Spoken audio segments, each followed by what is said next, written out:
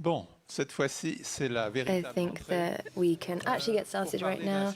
We are going to be talking about a very important and serious subject. We're going to be talking about from multi-crisis to multi-conflicts, how to stop the vicious circle.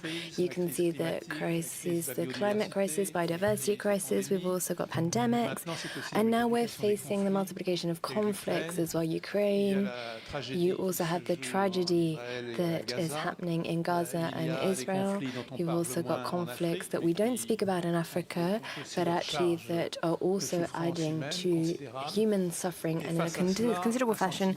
And in addition to this, when we face all of these different crises, we can feel quite overloaded as the international community. The idea that the sum of all parts is maybe not as much as the total seems quite fitting here. And this is why we've decided to organize this exceptional panel. But prior to introducing the different members of the panel and hearing what they have to say, I would like for us to listen to a message that is going to remind us just how present these conflicts are. This is coming directly from the President Zelensky. This is something that was recorded a few minutes ago. Ladies and gentlemen, I'm pleased to have the opportunity to address you, and I'm grateful that in such difficult, turbulent times, the Paris Peace Forum remains active and contributes to global cooperation. And what is really important for global stability, it adds to the cooperation between Europe and Africa, Asia, Latin America. Now, in our time, the world is at the crossroads. Local wars can provoke a global collapse. The suffering in which a particular nation is thrown can drag neighboring nations into the abyss. But the world is not doomed to disasters and suffering. We are capable of making the right turn. It is precisely the cooperation and unity of all who truly value peace that can prevent catastrophes and stop the suffering of peoples. In this, every nation matters. It's important to remember this. There are no few great ones who supposedly can decide something in the world for everyone. All nations are equal, and every nation deserves respect. Only such an approach can realize the right of every child of every nation to a world in which there are more examples of achieving peace than stories of its destruction. So when I proposed the Ukrainian peace formula to protect our people and to create a globally significant precedent for the restoration of honest peace, I counted on global efforts, on the unification of the world's majority, on cooperation that unites all continents. And gradually we are achieving this. I'm grateful to each of you who supports these efforts, and I call on you to multiply unity and joint work for the sake of providing the world with the necessary answers to existing global issues, complex issues. But there are no difficulties that cannot be overcome by the unity of people. I thank France and President Macron personally for the unwavering belief in global cooperation, for new formats of such cooperation, and for their relentless energy in working towards uniting the world. Emmanuel, thank you for your vision of a safer world, turning into real actions. Sharl, Mr. President, thank you for your leadership and for directing Europe's strengths for the global good. And I thank all the leaders who are here at the forum and our colleagues who likewise value unity and consolidated work. May our joint efforts be fruitful. Thank you for your attention. Slava Ukraini!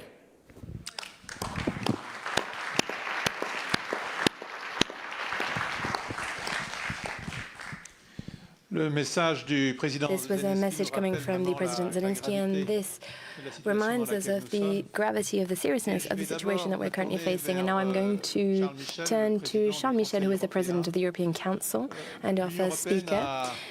We know that the European Union historically has shown just how strong it is as a regulator in times of conflict, a great power with a huge economic leverage given the size of its market. And today the European Union has found itself at the heart of crisis. We have had to react to the Ukrainian crisis with different unprecedented sanctions, if we look at the history of the EU. But we're also in a world that is looking at power struggles. We've got military power struggles as well. The military plays an ever-increasing role. And Mr. President, I have a question for you. In this carnivorous world, if I may express myself, the EU is more of a herbivore, but maybe we need to sharpen our teeth if we want to be able to manage this situation, if the EU wants to be able to manage this situation so that the future of peace and multilateral cooperation that we all are dreaming of becomes a reality. Thank you very much to each and every one of you. I think it's very important for us to take stock of the current situation. It is true that this generation is confronted with a very particular moment in humanity. We are facing different challenges that are becoming crises, and crises that are also becoming conflicts. I've got three pillars that I want to speak about today that are at the heart of the EU's work and also the different leaderships. We've got the relationship between nature, environment and humanity. This is not only a question of climate change, but also COVID, which was also a power struggle between humanity and nature. Second axis, we've got the radical transformation on a technological front. We've got competition that is becoming, and confrontation that is becoming even more important. Artificial intelligence, we are looking at a technologies race. Lots of different questions in society are cropping up, and this maybe changes the way we look at technology. And the third element, we have a face to this conflict. President Zelensky, who is resistant, who is courageous, who is bold, who is demanding that democratic leaders support his cause and Europe supports his cause. This is the state of play. These are the three different elements, and from these three elements we can see that the situation is becoming even more tense and leading to confrontation, especially since the 7th of October, when we've got a brutal shock in the Middle East with polarization, division, and also confrontation. That is the state of play here.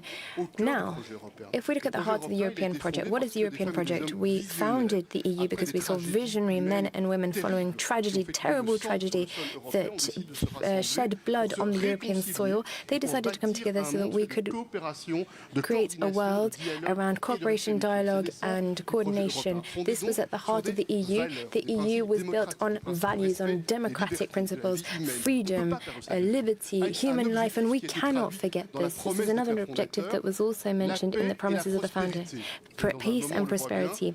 We can see this very well, that these promises are actually under pressure now. Therefore, how can we react, and how do we shake things up within the European Union? The first thing is to strive endlessly, day after day. I know that this isn't easy. We talk about European unity. We can be stronger together. We have the capacity to establish standards, norms that are based on our credibility, on our standards. We respect, and we are respected above and beyond the European borders because we are true to ourselves, because we are true to our fundamental values. We respect human rights. There is no shadow of a doubt. And if there were ever to be doubts cast on our double standards, this would obviously throw us into peril. We are constantly changing. We are constantly working on our values. And you will see this over the course of the upcoming months and years. Be we talking about Ukraine, Ukraine opened the world's eyes to this. There is a piece of the puzzle that is missing, or that has been missing for the longest time, and this is security and defense. The war against Ukraine in Ukraine has completely changed the European paradigm, because a couple of days later, it wasn't NATO, it was the EU that decided to give Ukraine arms. This was unprecedented. This was not NATO, this was the EU, because we wanted to help Ukraine to defend themselves. This was a European pillar. We wanted to be robust. That was the first element. The second element, and I am here next to the President of Georgia. We're also looking at widening the net of the European Union in order to instill stability and security. Yes, this will be complicated. We know that it isn't always easy. There are constraints, there are obstacles, but there is political will here to open up our borders so that we can have stability, peace, and a better geopolitical landscape. I'm not going to take too much time, but maybe if I can say one last thing, I also think that we have the responsibility to forge multilateral partnerships. We need to be at the forefront of lots of different subjects so that we can reform multilateralism. The United Nations, yes, it's a wonderful idea, a wonderful tool with wonderful will, and I would like to commend the Secretary General of the United Nations. However, the veto system is throwing it into disarray. Sooner or later, we are going to come to a debate. How can we have the reform of the United Nations so that we can take them out of that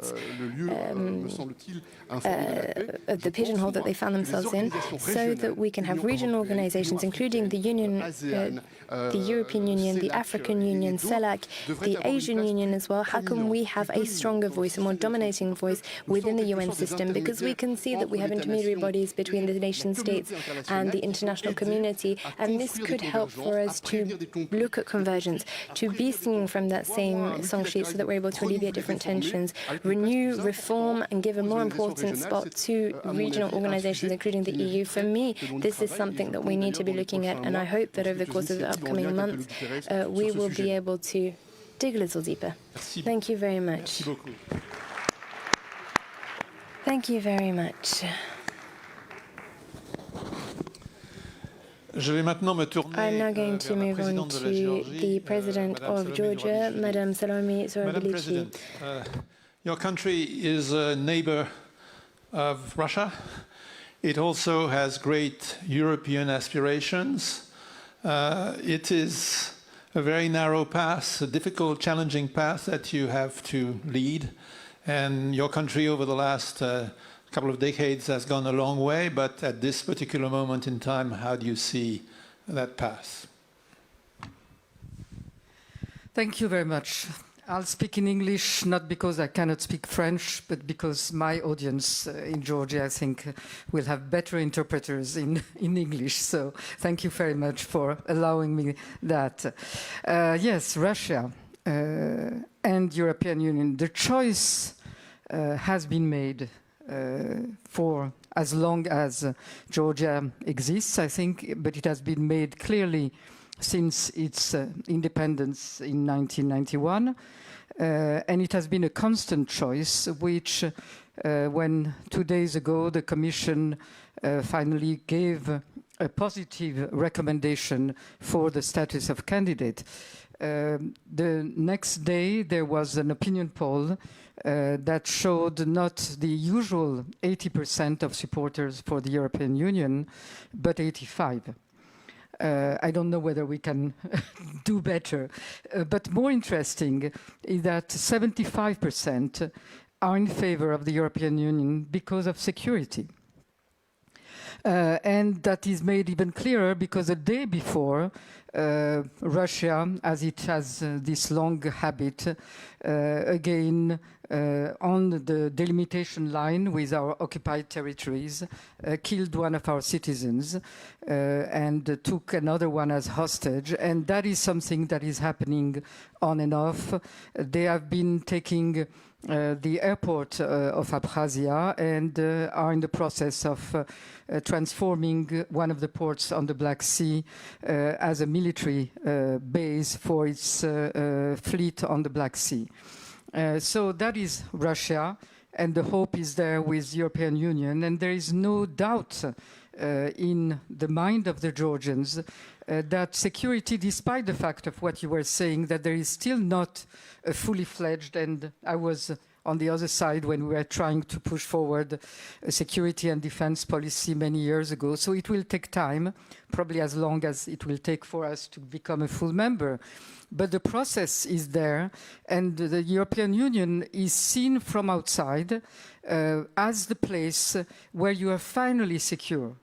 And I'm sure that this is the case for our partners in the eastern part of the European Union that joined a few years ago. And I'm sure that's how Ukraine and Moldova feel today toward the European Union, that there is a kind of red line beyond which Russia cannot reach.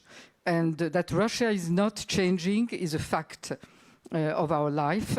It has remained as an imperialist power, maybe partly because the European and Western powers in general were, as it's described in a book by Sylvie Kaufmann, aveuglés for a very long time.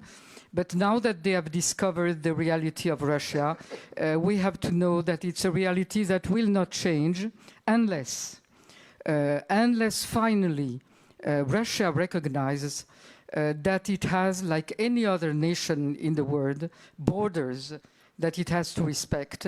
And you take any Russian and ask them to draw the map of their country. Some will include Ukraine, some will include Georgia, some will include something else.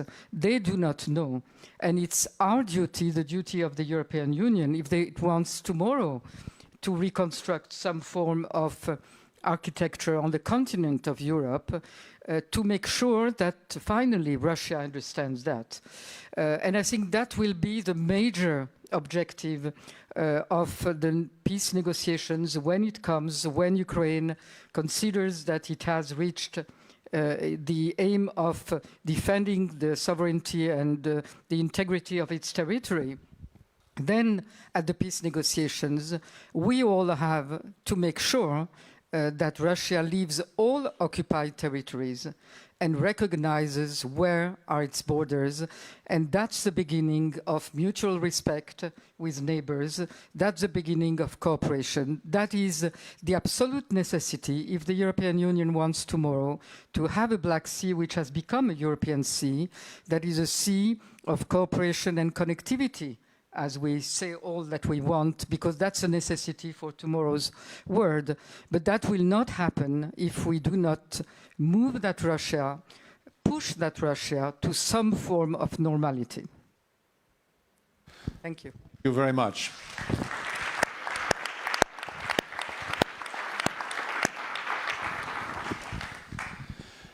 Now let me turn to Rob Jenkins. Rob Jenkins is the assistant to the administrator of USAID, one of the big aid agencies of the world.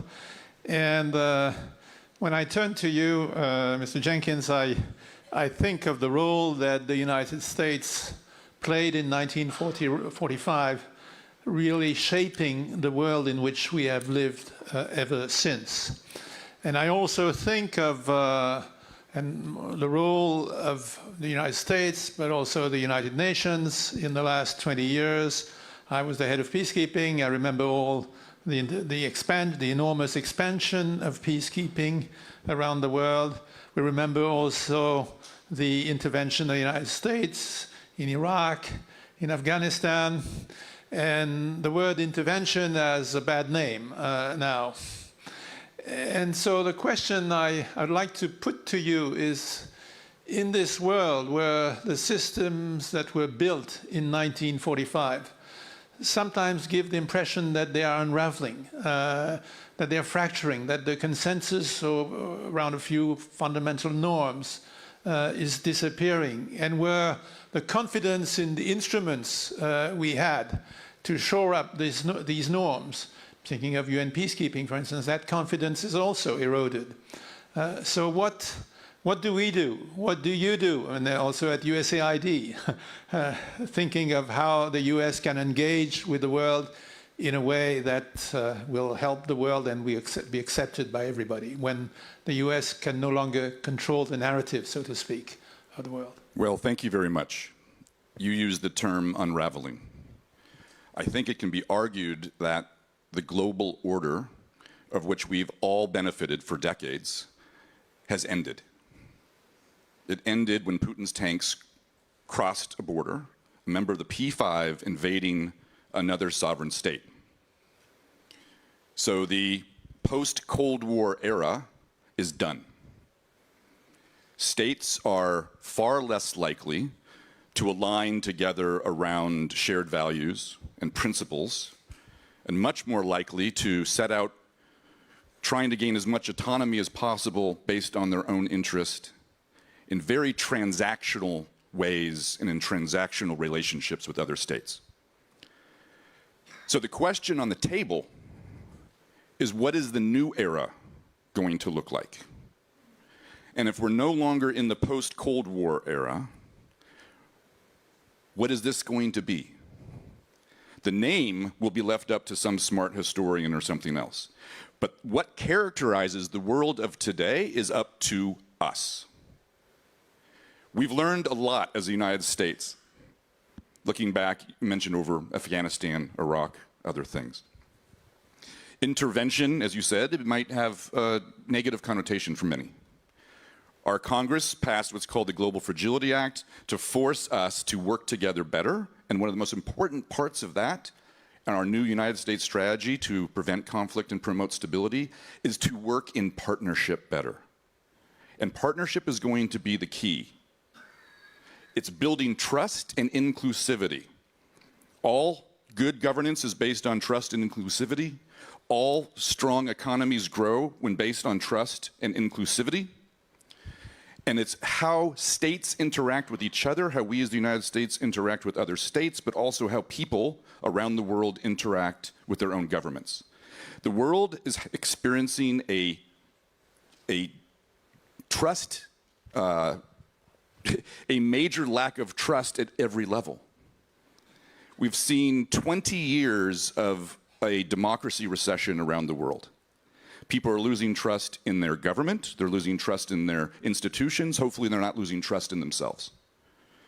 So for us, not just the United States, but all of us in the so-called North, we need to reach out in a new way, new spirits of partnership with those in the so-called Global South.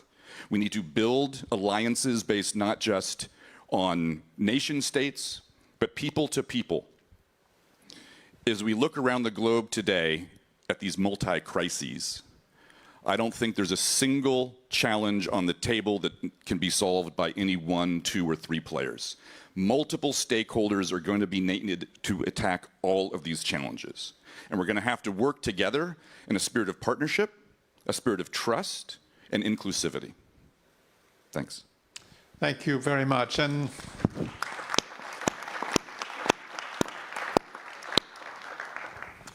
that brings me naturally to Comfort Aero, who is the president of the International Crisis Group, an organization that does not look at the world from a European or an American or a regional perspective, but really, looks at the world from a global perspective.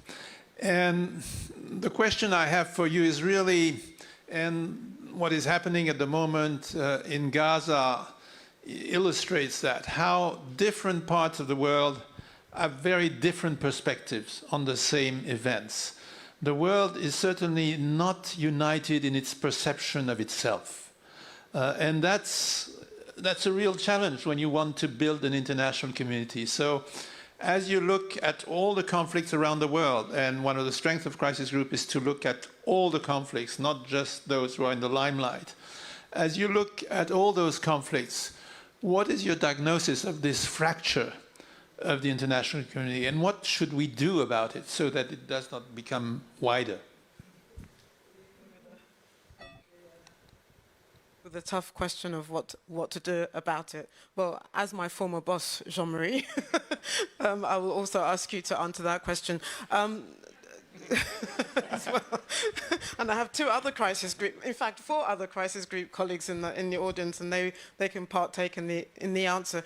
Look, I was interested in listening to your analysis, and where we start our analysis also matters, because one could argue that the post-Cold War order was already broken on the eve of the 24th of February of 2022.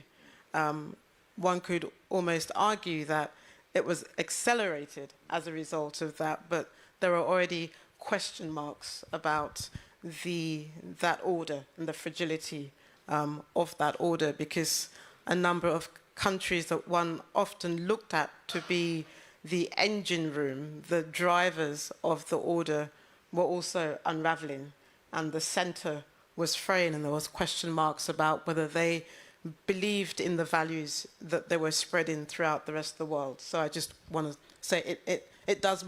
So when you're asking me about the rest of the world, it matters where we start our history telling from, and I just want to put that on the table as well. Jean-Marie, you're absolutely right. It's fragmenting, but it's interesting in the way in which it is fragmenting. It's very true that at the heart of the fragmentation are institutions that we often sort of upheld to be the drivers of unifying us and making sure that regardless of what was happening in various countries, we, the people, are still united in terms of how to direct the future of the world. But there are certain things that I think that are contributing to that fragmentation as well. One is, as I said, those who are champions of certain principles, democracy, for example, rule of law themselves are in crisis as well, and their domestic politics also is the very first starting order of foreign policy as well. So the fact that a number of countries are in crisis that we normally rely on to do international peace and security, the fact that their centre is fraying speaks to the issue of fragmentation. The other issue, Jean-Marie, is certainly that since Ukraine, but I would argue that before that, is that, but anyway, what Ukraine did was to shine a spotlight of just how feeble and how fragile the international system is. The question marks about the legitimacy of certain countries, but also certain institutions. That's the other issue. But what is also interesting today, Jean-Marie, is that even though there's multiple crises and multiple conflicts, they're also building multiple alliances. So one of the interesting things that's emerging from the fragmentation is this era of clubism. You know, everybody frustrated with certain institutions, everybody frustrated with certain countries, everybody frustrated with regionalism. So off we go to look and build different alliances, different clubs, because we're trying to figure out what the world is. We are in a world of disorder. Nobody knows what the future looks like. Nobody knows how it will end.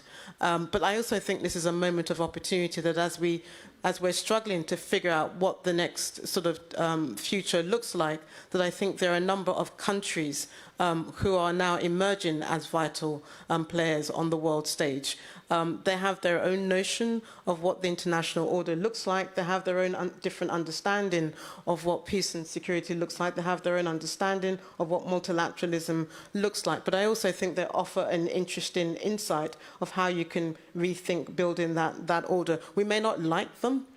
They may have different value propositions and different views that we do. But nonetheless, I think that if you're beginning to build that order, you can no longer leave those actors off the table. So when you talk about inclusivity, I would like to hold you to account to that. How do you put those different actors at the table to make sure that they're part of the solution and part of rebuilding the system as well? There's a lot of talk, Jean-Marie, about building back better, about making sure that we're inclusive, about making sure that the system itself brings other actors on the table.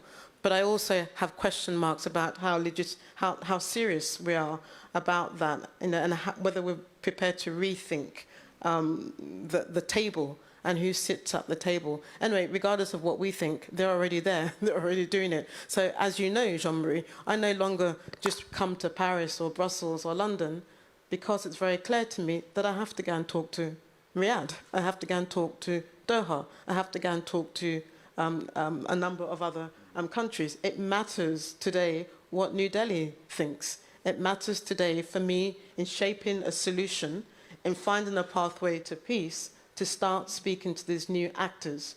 They have different views on the world, but you can't ignore them. And so while the world is fragmented, there's also a new script that's been written, and we either decide to jump on that wagon and understand that new script and work with those different characters, or we decide to ignore them, but we ignore them at our peril, because the fragmentation is as a result also of a different reading of what the order looks like as well.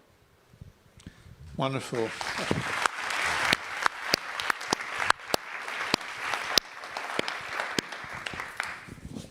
Now, the next question might be, how do you do it? Because how do you do it? So here's I mean, it's an interesting question, and how do you do it? So it's very clear to me that any solution today on Israel-Hamas, if we are serious about, well, there's several things that we need to do.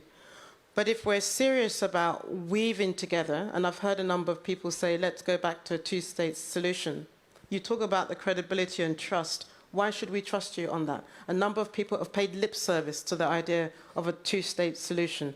Now, we're very clear on what happened on the 7th of October. We're very clear about that. But how do you begin to get back to a two-state solution? You also have to, there are a number of characters that need to be on the table. The same issue also with trying to navigate the politics in the Horn of Africa. It's very clear to us that, you can't ignore certain characters that are vital to that conflict. So not just the two fighters in Sudan, i.e. the Rapid Support Force, as questionable as what they're doing is, you cannot also ignore the military as well. But Sudan's fate is also shaped by another region, by the Gulf actors.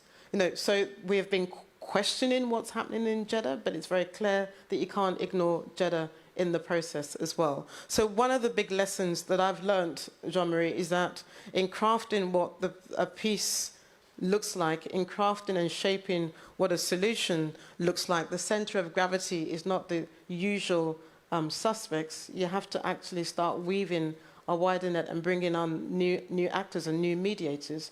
And as I said, our conversations can no longer be stuck in certain centers, but they have to also include other actors. The other final point I'll make, Jean-Marie, because you raised it with with Ron, is about the UN as well.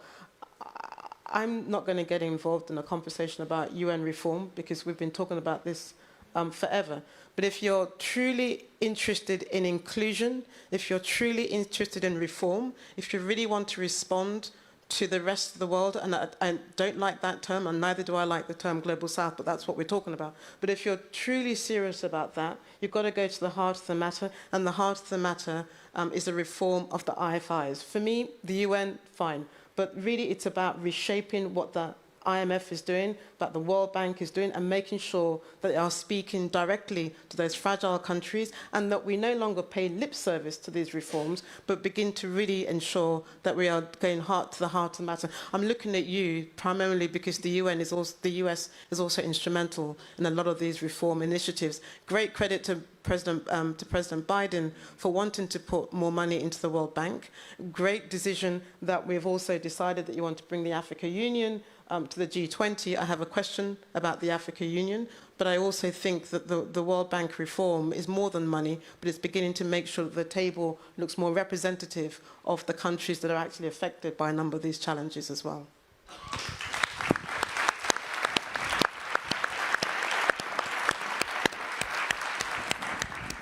Which raises a question about a country whose name has not been mentioned yet, which is China, the other big power in the world, and how, and there may be nuance between the United States and the Europeans, for instance, and how does one make room for China, to use your word, to be a partner in this new world?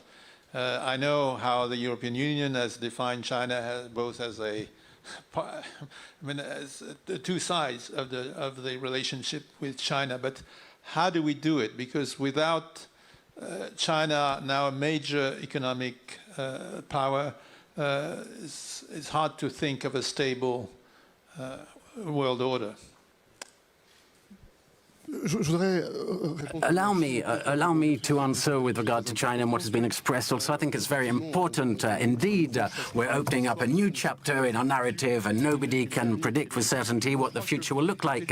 I believe that there are some parameters which are structural. One of the main questions is, will we accept, or will we be resigned to accept a bipolar world which is divided in two, cut in two, where everybody would be forced to choose one camp camp or the other with regard to everything pertaining to climate, economy, geopolitical issues. All we want a more balanced and, to my mind, healthier world, a multipolar one.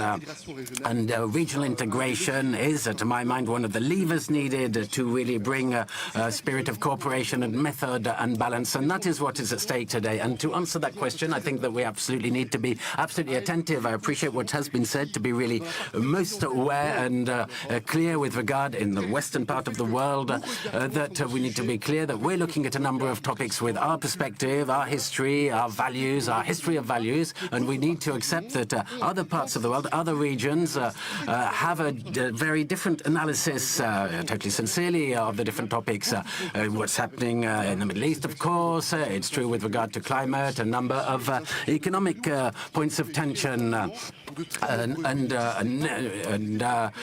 They were under colonial power, notably in Africa. So today we're asking those countries who not have big responsibilities with regard to pollution of the planet to at once address the battle against poverty, but also the climate transformation. We absolutely need to be mobilized for there to be more inclusivity. So we need to ask ourselves the question: we want an order based on a rule of law, but what we call the Global South considers that those rules are not set by them and not set for them, and the rules are therefore not fair, not just. So we have a responsibility, US, Europe notably, do we accept to embrace these countries and include and to ensure that there's a process of decision which is really fair, and there's a very technical and political questions behind that. Will the US accept at one stage that there be reforms of Watanut to ensure that it not be the G7 alone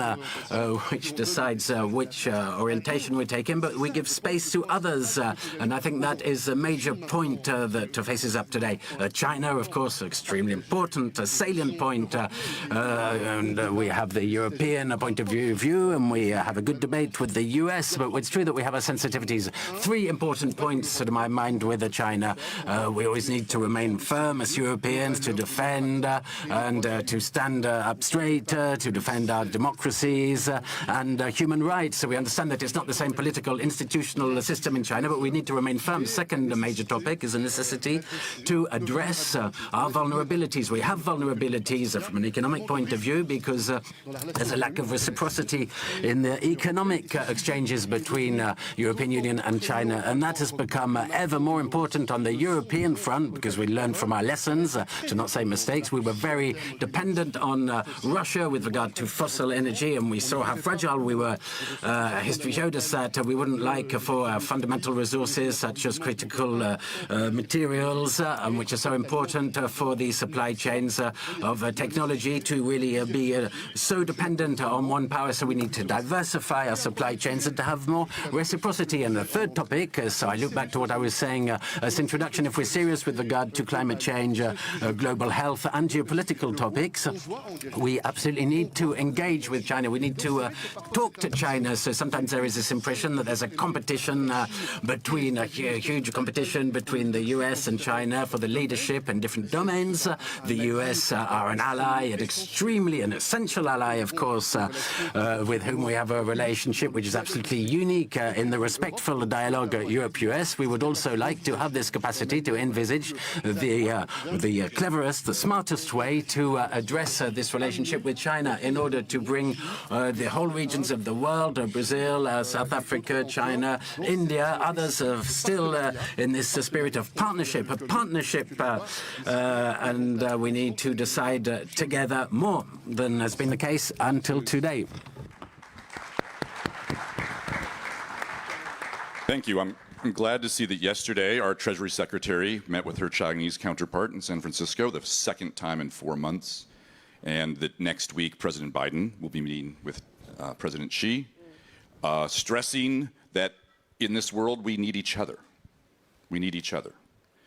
And Comfort, you are right to hold us accountable. I think all of us need to hold each other accountable and mutual accountability, especially if the international institutions aren't up to it right now. But as you say, we ignore players to our peril. And as you were saying that, I was going to use an example of what's happening now in Jeddah. There's questions around the best way to do these things, but the number of partners has increased exponentially. But it's not just up to the states. It's not just up to people here or in New York, or last week I was in Geneva for Peace Week. We've got to open up our ears, our hearts, and our minds to the ideas that are coming out of the people that are most affected by these crises and these conflicts. They will have the answers. They will have the better ideas. We, and I mean the United States government, but I would speak on all of us who are trying to make things better, have got to do a better part at listening, not coming in with the solutions, but being open to new, innovative, creative solutions. Our old solutions have got us to a world that right now is in crisis. We need new ideas. That's going to come from the youth, and it's going to come from civil society, and it's going to come from people that aren't just sitting in capitals making big decisions every day. It's a lot of little decisions that are going to get us to where we need to be. Thank you. I'd want to open up a bit to the audience if you have any questions, new ideas. Barney Rubin over there. Is there a microphone? Hello. Yes. Okay. Thank you. Thank you very much. I have a question regarding the EU. I've surprisingly often heard today either the need to expand the EU or the want to join the European Union. And I'm just asking myself, the Union is, or the European Union is a union at war basically at the moment. It has, even before the war, had serious difficulties finding consensus on a political level. And there are many other challenges, such as a very rigid monetary system, among others.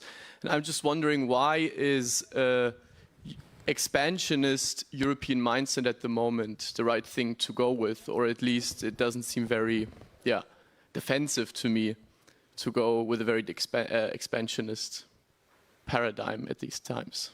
So I'm wondering, why does that seem to be the consensus that is prevalent here at the moment? I think that's a question for you. Yes, I suspect it's a question for me. Just a few points. 20 years ago, we made the promise to the Western Balkan countries that they had a European perspective. And since then, we procrastinated a lot on both sides, and it made some frustration on both sides. The Western Balkans are an enclave within the European Union. What do we want? Do we want those countries under the influence, sometimes the negative influence of some other powers across the world, or do we want to build with them a common political space based on common standards, based on common values? I'm absolutely confident and certain that for our children, the EU will be safer and more prosperous with those countries within the EU and not with those countries victim of some regular attempts to destabilize them and to destabilize at the same time the EU. Point one. Point two, it's absolutely true that the war launched by Russia against Ukraine is making the situation totally different on the European soil, on the European continent.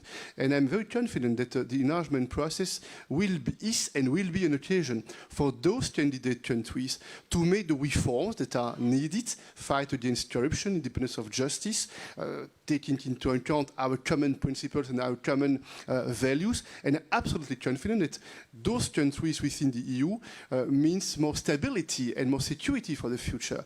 Does it mean that this is easy? Not. It will be a very difficult task. It will take time, but it means also that on the EU side, we have our homework to do. Because you are absolutely right that we have our own challenges, and especially in three fields. First, what are our common priorities? What are the topics? What are the common purpose, the common goals for which we want to cooperate, all of us at the European Union's level? Point one. Economic priorities, security, agriculture, cohesion, etc. What are the common priorities? Second, how do we pay for that? What's the level of solidarity through financial means? is there a common will, yes or no, one day to have the own European resources? It's a very democratic and political debate. It is a valuable debate. And point three, how do we decide? Difficult debate, but need it. Do we need systematically unanimity, or do we need to consider other ways to decide, but ways that take into account the importance to be united, to stick together, because when we stick together, we are united. It means that I absolutely assume that there is a common political will in the European Council to address this topic with various sensitivities. This is true that some of our member states are much more motivated, much more impatient to make progress in that field. Some others, for legitimate reasons, they would like to make sure that we are cautious, that we are careful, that the reforms are implemented, and they are right. This will remain a merit-based process, but on top, there is a geopolitical reality, and I'm absolutely confident that the EU, in a few years, I think that we must get ready by 2030. This is an horizon that I've shared with my friends and colleagues in a speech in Bled a few months ago. It should make this European project more prosperous, more stable. And one last element, can you imagine what would be the situation with the war launched by Russia against Ukraine today if we would be only the 6 founding members? Can you imagine what would be the situation for the European continent if the EU would be just the 6 founding members? It means that when we decided to enlarge in several steps, I think that we made something more stable and more prosperous and more secure for our common future.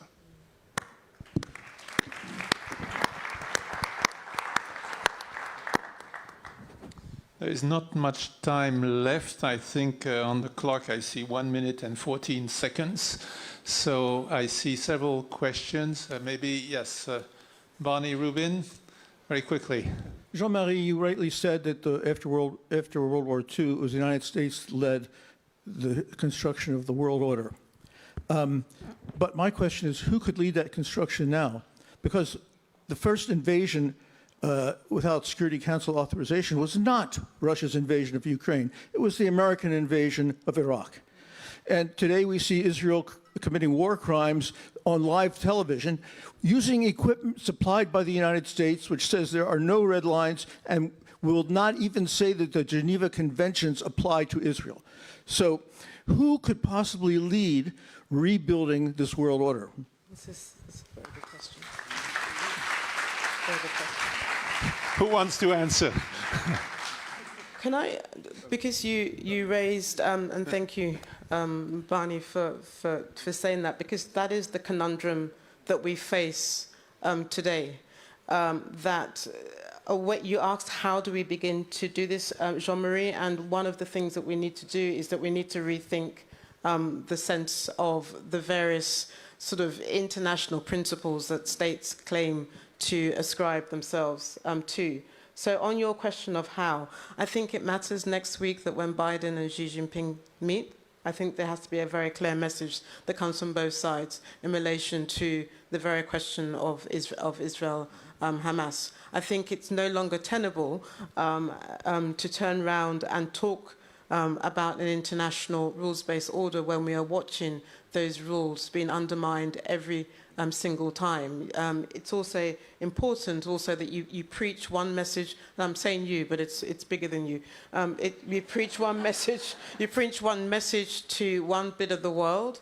You talk about asking countries to back Ukraine at the moment that they ask you to back another struggle that they've been fighting for a number of years. Now, the crisis group is very clear on its position on the question of Israel and Hamas. We've been very sympathetic, and we've put it on paper that we do recognize Israel's right to self-defense. But you also have to deal with the fact that a people have been occupied for 56 years, and 16 years they've been under siege as well. So you have to, how do you balance those issues as well? And it's not just a US challenge, it's a challenge I put to a number of people as well. Rob. So President Biden has been very consistent and very insistent on Israel's right and obligation to defend itself. He has also been very consistent and insistent on Israel's need to apply international law and stick to and adhere by international law. He said that many times.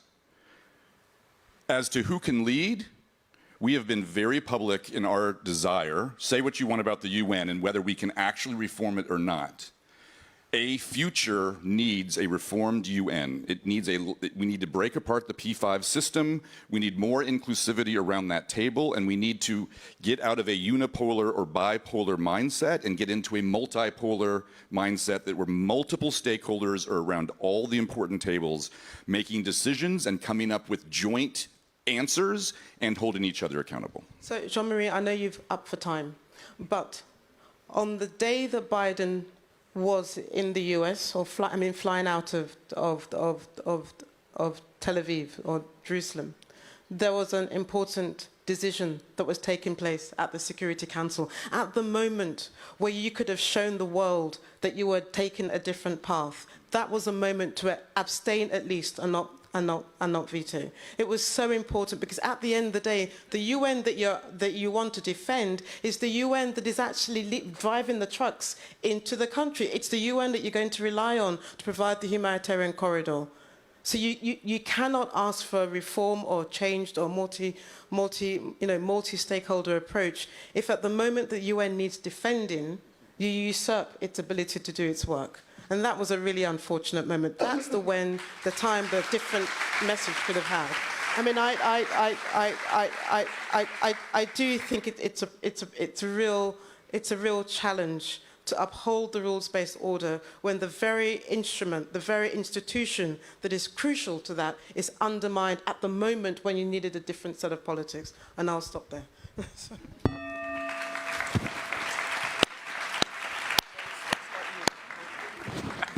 I think we have to stop there, but this is the way this debate has turned out, I think, shows the challenges that we are facing. President Charles Michel was whispering to me, the European Union does not invade any country, but countries want to join the European Union. And that's